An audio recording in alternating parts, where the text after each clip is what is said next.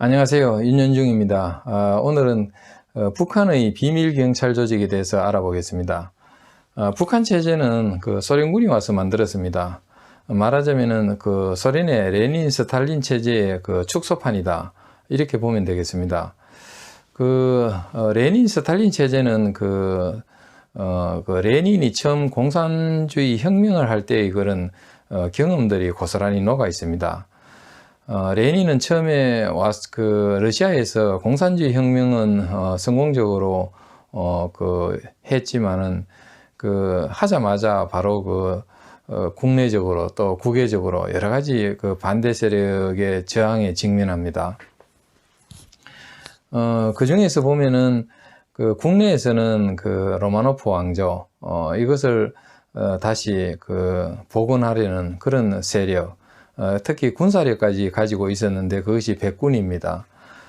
이런 어떤 내부적으로 공산 측에서 보면 반란 세력이라고 할 수 있습니다. 그런 저항에 직면해 있었고, 또 국외적으로 보면은 열강들의 간섭이 있었습니다. 미국, 영국, 프랑스, 독일, 일본이 어떤 레닌의 그런 폭력적인 혁명을 아주 비판적으로 보면서 무력 간섭을 시도합니다. 실제로 러시아 땅 일부를 점령하기도 하고, 또 그런 공산주의 반대 세력에게 군사적인 지원을 하기까지 했습니다.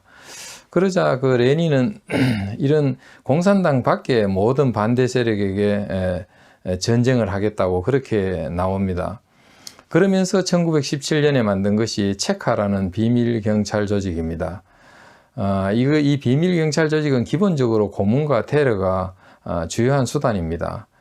그리고 협박과 위협, 이런 것까지 다 공갈 협박하고 이런 것도 아주 상투적으로 사용하는 그런 조직들입니다. 이 체카는 원래 풀네임이 반혁명 세력과 사보타지에 투쟁하는 특별위원회, 이런 명칭을 가지고 있습니다. 이것을 이제 약자로 사용해서 체카라고 합니다. 이 체카를 만든 것은 결국 러시아 제정 시대 때 있었던 비밀 경찰 오크라나라는 조직이 있었습니다. 이 조직을 답습해 가지고 거기 간부들을 다시 기용을 해서 또 이 공산주의 혁명에 반대하는 자들에 대해서 고문과 테러, 그리고 감시와 위협, 이런 또 일을 시킨 것입니다. 그렇게 해서 혁명으로 만든 소비에트 체제를 보호하겠다, 이런 취지였습니다. 여기서 체카는 많은 나쁜 짓을 합니다. 특히 공산주의 혁명에 반대하는 사람들에 대해서 상시적으로 이렇게 정보원을 붙여가지고 감시를 하고, 또 러시아 주민들의 계급적인 성분, 그걸 보고 또 거기에 따라서 조금이라도 소비에트 체제에 저항하거나 반대할 가능성이 있는 자들까지 전부 감시하고, 적발될 경우에는 바로 어떠한 법적 절차나 재판 이런 거 없이 바로 사회로부터 제거하는 그런 테러를 자행합니다. 이런 걸 통해서 상당히 효과를 봅니다. 물론 인권적으로 그래서는 절대 안 될 일이지만은 공산 체제에서는 체제 보호에 상당히 도움됐다고 그렇게 본 것입니다. 그렇게 하고 소련이 어느 정도 정착을 한 1930년대, 40년대는 엔케베데라는 조직으로 발전합니다. 이 엔케베데는 풀네임이 내무인민위원회입니다. 원래 비밀경찰 조직은 내무부 쪽에서 관장하는 것이 상례였습니다. 엔케베데는 더 악명 높은 조직입니다. 이 조직은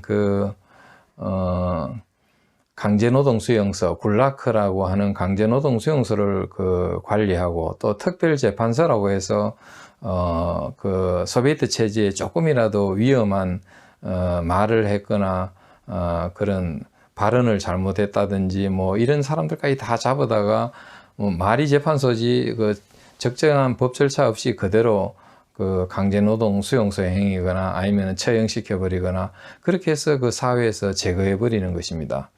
그렇게 하는 이유는 결국 그 러시아, 소련 그 사람들, 국민들을 위협해서 그 다른 마음을 먹지 못하게 하고 그 공산체제에 무조건 따르도록 그렇게 하고, 만약 그게 저항하거나 조금이라도 반대의 뜻을 비칠 경우에는 가차없이 어떤 재판이나 이런 것 없이 바로 그 굴라크라고 하는 강제노동 수용소로 가서 죽도록 혹사시키거나 아니면 처형하거나 그렇게 해버리는 것입니다.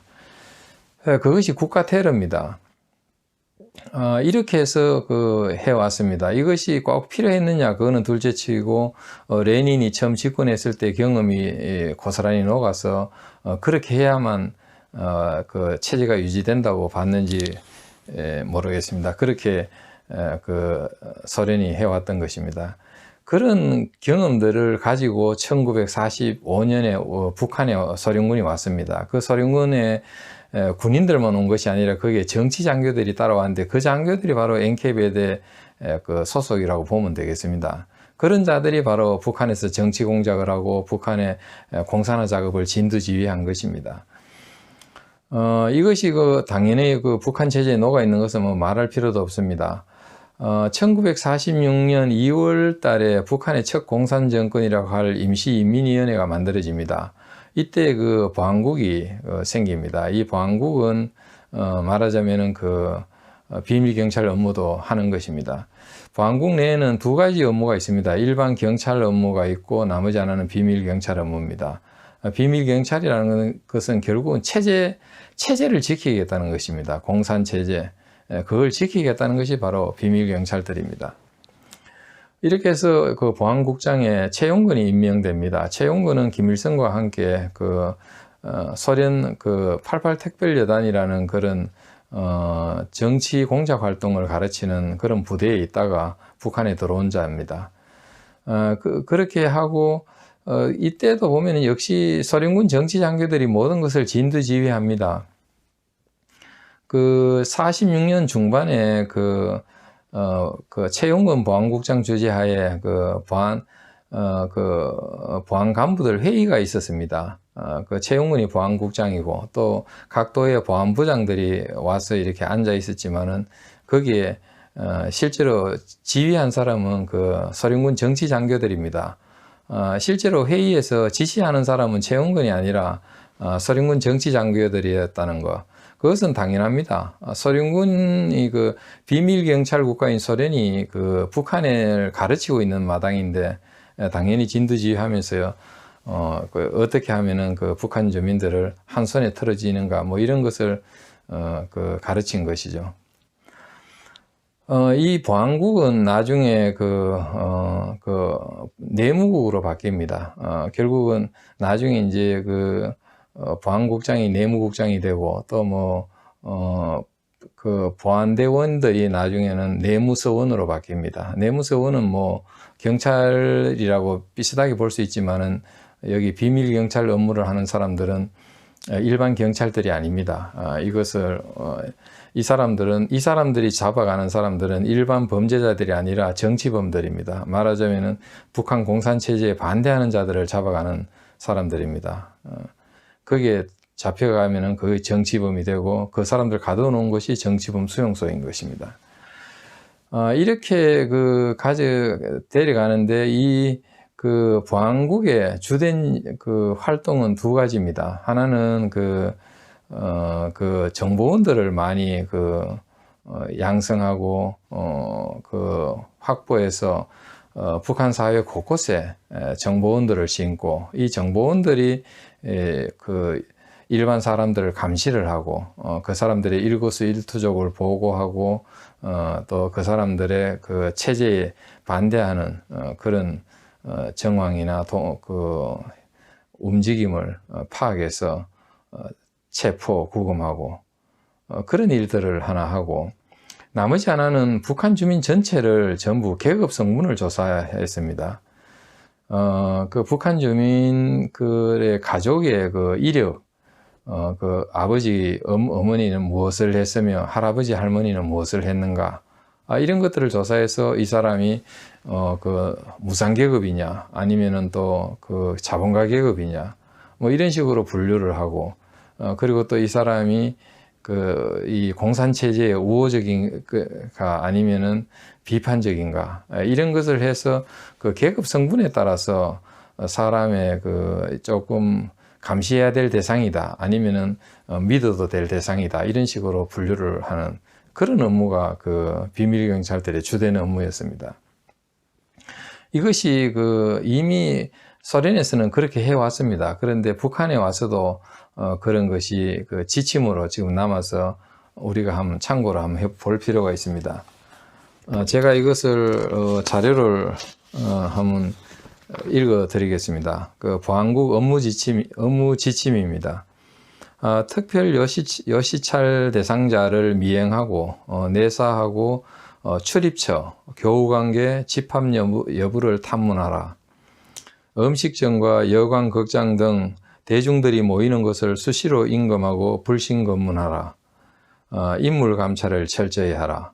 각 시군의 출입지역, 교통요지 단속을 엄밀히 하고 인물 감찰을 세밀히 하라. 반동 선전문이 붙은 곳에 잠복 감시하라. 외래인과 신원불명의 인물과 유학생, 왕래자 신원 조사를 하고 감시를 하라. 이런 그 지시를 하고 있기 때문에 북한에서는 사실 등록되지 않은 사람, 그 신원 미상의 사람이 그 읍내라든지 도시에 나갈 수도 없습니다. 나가면 바로 저 사람 처음 보는 사람인데 바로 감시 대상이 되고 신고 대상이 됩니다. 이것은 뭐 일제강점기 때 일제의 그 헌병 경찰들의 감시보다 월등히 더 심한 그런 공안국가 상태인 것이죠. 이게 바로 북한의 그 1946년 이후의 모습입니다. 그래서 많은 사람들이 그 번뜩이는 감시를 피해서 월남을 하게 되고 그 사람들이 그런 그때 본 그 북한의 그런 어시시한 경험을 정언하게 되는 것입니다. 또 정보원 밀정을 심기 위한 정보공작 방법도 제시되어 있습니다. 가벼운 범죄를 범한 자를 풀어주면서 정보원으로 쓰는 것이 좋다. 경계심을 덜 가지는 여자, 학교의 교사와 학생을 정보원으로 써라. 이건 뭐 우리 충분히 예상할 수 있습니다. 그 학생이나 여자에게는 우리가 마음 놓고 이렇게 말을 하지 않습니까? 그러다가 그 걸리게 되죠. 그 말에 실수를 한다든지 아니면은 약간의 불만이라도 털어놓게 되면 바로 정치범이 되는 것입니다. 그리고 그 사람의 약점이 있는 사람을 정보원으로 서는 것은 우리가 충분히 상상할 수 있죠. 그런 사람을 쓰게 되면은 결국은 그 사람은 계속 끌려다니게 되고 그 북한 당국의 끈앞풀이 될 수밖에 없습니다. 이런 북한의 1948년에 북한이 정권이 수립되지 않습니까? 이때가 북한이 구구절, 이때가 북한 정권 수립일인데 이때 북한은 내무성이 되고 내무성의 비밀 경찰 업무를 하는 것이 정치 보위부, 그것이 바로 비밀 경찰 업무를 관장하는 곳입니다. 이렇게 만들어지고 1950년 6.25 전쟁 때 북한이 한동안 대한민국 땅 일부를 점령했을 때 그때 내무서원이라는 직함을 들고 남쪽에 와서 우리 민간인들을 계급 성분을 조사하고 또 그 사람들의 일부를 나중에 후퇴할 때는 민간인을 집단 학살을 하고 또 납치를 해가는 그런 일들을 한 사람들이 바로 내무서원인데 그 내무서원은 일반 경찰이 아니고 정치보위부, 그러니까 북한의 비밀 경찰들입니다. 그 사람들이 또 대한민국에까지 와서 주민들의 계급 성분까지 조사하고 또 거기에 따라서 감금시키고 뭐 또 일부는 감시를 하고 그러다가 후퇴할 때는 이거는 악질이다 이래가지고 집단 학살을 해버리고 이거는 납치해 가서 그거 해야 되겠다, 써먹어야 되겠다 이렇게 하고 그런 일들을 했습니다. 그렇게 해서 우리 또 얼마나 많은 피해자가 있었습니까? 이런 그 북한의 그 이후에 그 전쟁 끝나고 난 뒤에 북한의 비밀경찰 조직은 아예 정치보위부라는 것이 독립하게 됩니다. 그 정도로 북한에서는 비밀경찰이 그 비중이 높아지고 결국은 북한이 레닌 스탈린 체제의 전형적인 모습인 공안국가가 되는 것입니다. 예, 오늘 이만 마치겠습니다. 감사합니다.